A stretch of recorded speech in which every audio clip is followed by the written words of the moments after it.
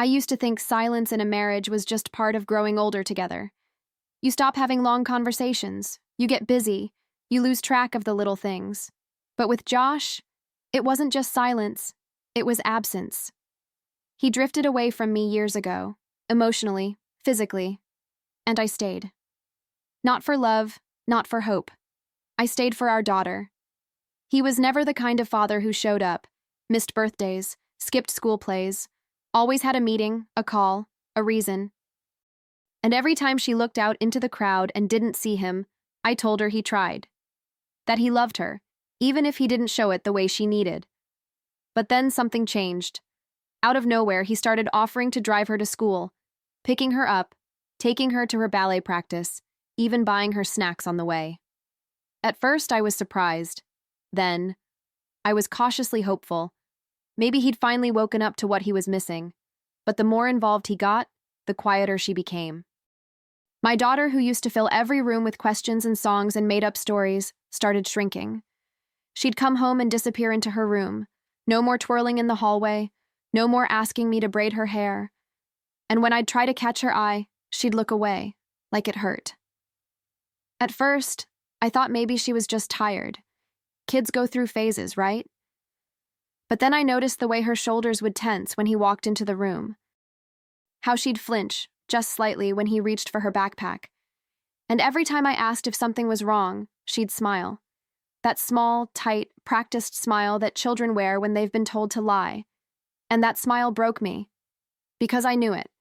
I wore it too once, when I was her age. When I learned that sometimes love comes with rules, and secrets you're not allowed to tell.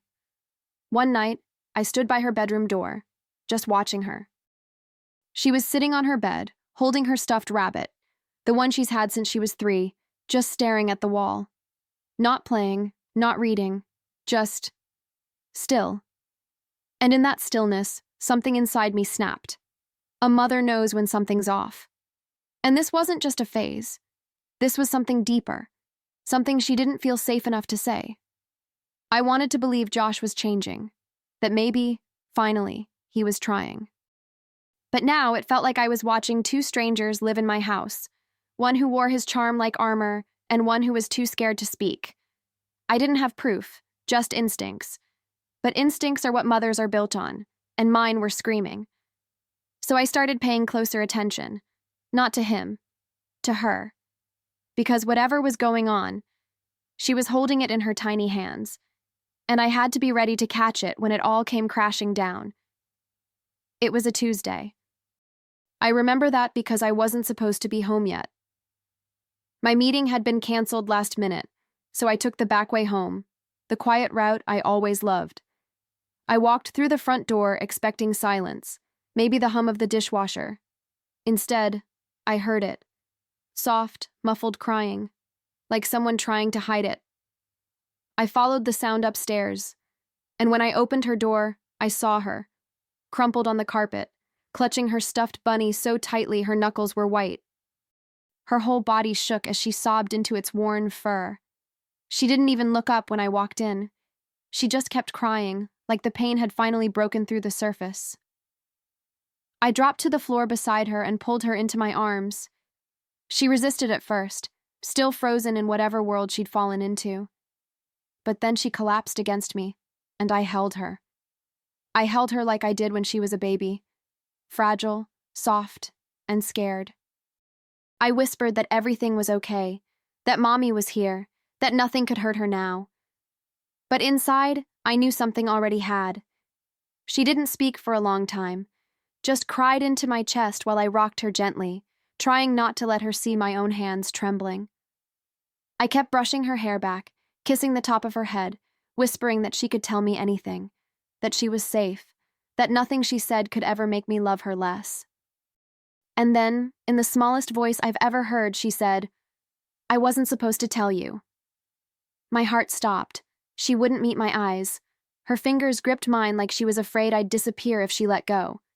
I asked her what happened, gently, not pushing, just waiting. And she said, "I saw Daddy kiss someone, a woman, and he told me, if I told you, he'd leave us forever." It was like the air left the room, My whole body went cold, like I'd just been dropped in ice water. I wanted to scream, to run downstairs and throw every plate we owned, but I stayed still, because she was still in my arms, still shaking, still trying to make sense of a secret too heavy for a child to carry. I held her tighter, like my arms could somehow erase what she'd seen, what he'd said. My daughter, my baby, had been used like a shield, manipulated into silence, carrying his betrayal like it was her burden to bear. And the worst part? She thought keeping his secret was the only way to keep our family whole. I told her, softly but firmly, "You did nothing wrong. Not one thing."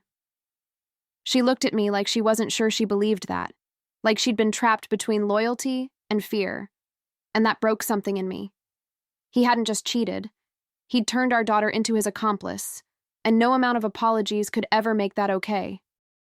That night, after I tucked her into bed and sat beside her until her breathing slowed, I stared at the ceiling in the dark. My heart wasn't just broken. It was ignited. Because this wasn't about me anymore. It was about her.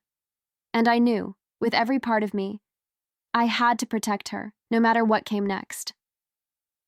The next morning, I kissed her forehead like always and packed her lunch with extra strawberries, her favorite. I smiled, I joked, I kept everything normal. But inside, I was already making a plan. I promised her I'd take care of it, and I meant it. There would be no scenes, no shouting, no rushed decisions, just quiet, steady steps toward the truth. I started with the GPS on Josh's car, something we'd installed years ago for safety, but he'd probably forgotten it was still active. Every address, every timestamp, every detour, I documented it all. I even checked with other moms to confirm when he actually picked her up and when he claimed he did. I smiled through small talk while mentally logging every detail. Then came the dashcam. I bought it discreetly and installed it while he was inside watching TV. He never noticed, or maybe he didn't care to look. Either way, it was running. Every pickup, every drop-off. And slowly, the pieces started to fall into place. Dates, times, unexplained stops. But I wasn't ready to confront him yet. Not until I had what I needed. I kept everything to myself. The pain, the rage, the disbelief. I wore calm like armor, smiling through dinners, folding laundry beside him like I wasn't counting the days. And every night I'd double-check the dashcam footage, like a ritual. Some days it showed nothing unusual. But then on a Thursday afternoon I found it. The clip was grainy but unmistakable. Josh parked outside a cafe. He got out, walked up to a woman already waiting. And then, just like that, he kissed her. Like it was the most natural thing in the world. Like he wasn't married. Like his daughter wasn't sitting in the back seat, staring out the window, waiting for him to come back.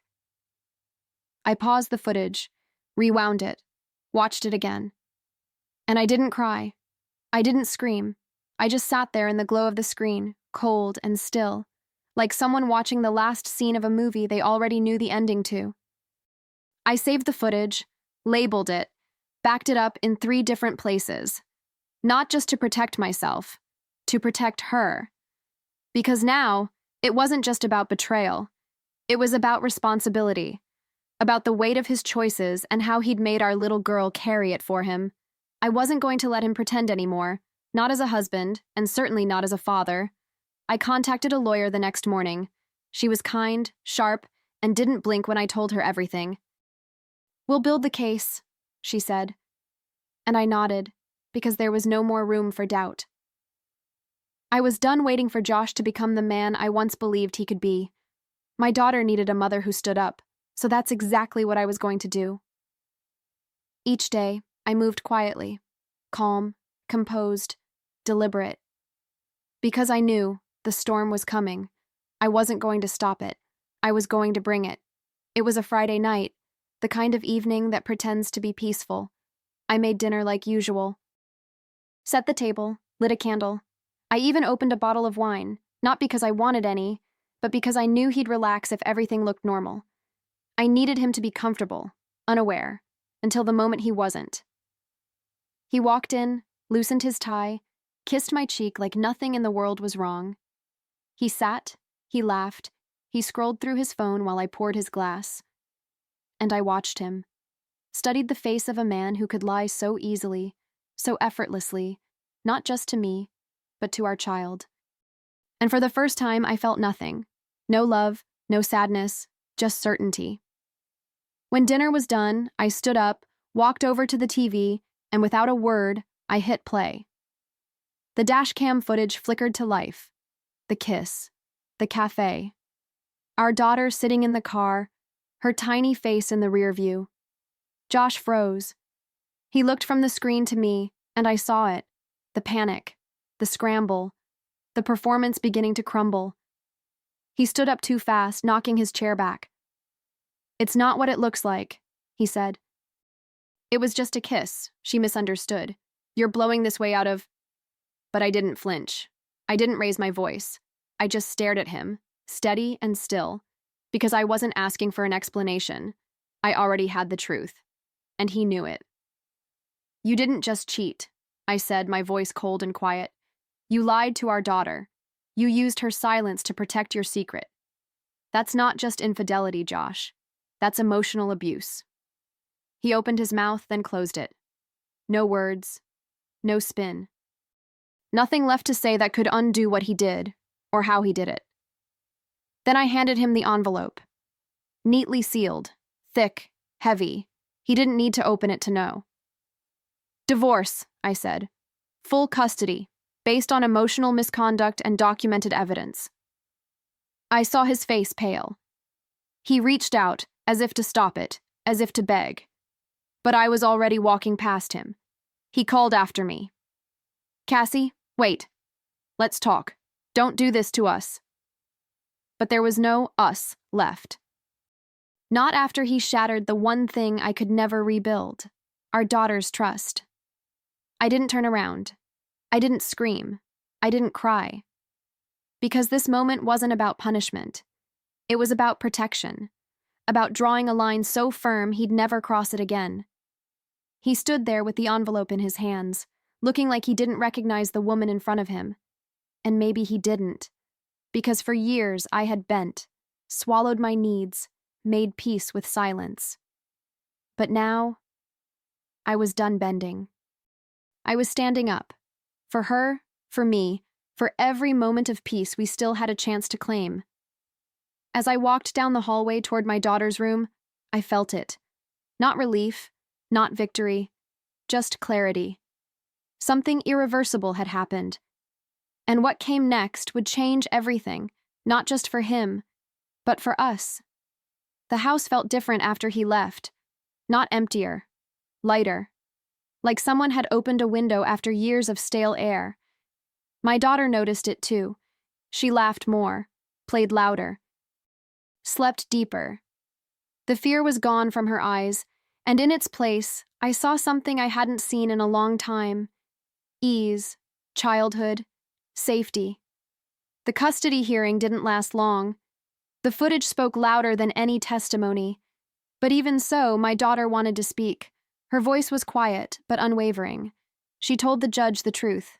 What she'd seen, what she'd been told, how it made her feel. And I watched the courtroom fall silent. Not from shock, from the weight of what he'd done. He didn't fight. Maybe he knew he couldn't. Maybe some part of him felt the shame he never had the courage to show. Either way, we walked out of that courthouse with full custody, heads held high. It wasn't about winning. It was about reclaiming peace. And finally, we had it. Word spread, as it always does. Among friends, at his office, in places where reputation once protected him. But this time, there was no saving face. People didn't just talk about the affair. They talked about what he did to his daughter. The manipulation, the silence. That part hit differently. That part stayed. He lost his job within weeks. Conduct unbecoming, they called it. He tried to reach out a few times. Messages, calls, even a letter. I didn't answer.